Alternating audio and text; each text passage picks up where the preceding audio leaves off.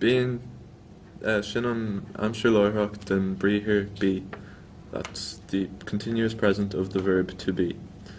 Corhi sin an ivre óra den animacal corha. That's the plural of the word signs.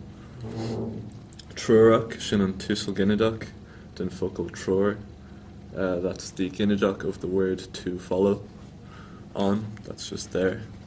Du sin révocal simply. That's a simple preposition. Lucht tastal. Lucht sin animacal.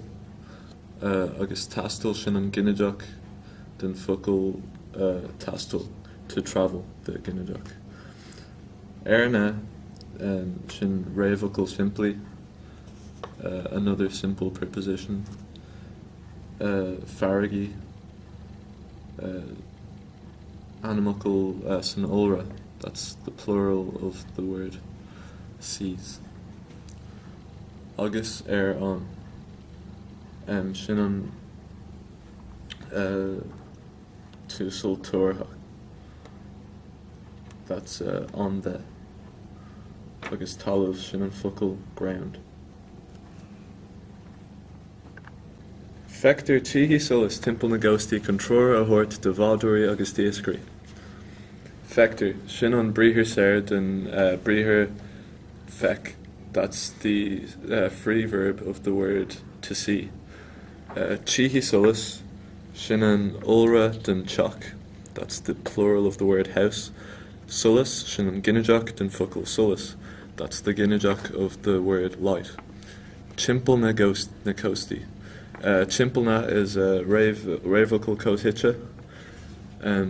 Coasty sin an ginneadach olra. That's the ginneadach in the plural of coasts. Chun tror a thabhairt. Chun sin révocal simply. Tror sin animacal baninchkanach. That's a feminine noun. A thabhairt sin an anam bríthir. That's just the verb to give. Du sin révocal simply, agus cuireann sé séimhiú bhádúirí.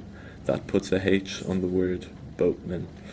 Agus sin cónasc díoscairí, the sin an olra den focal iascra, the plural of the word fisherman.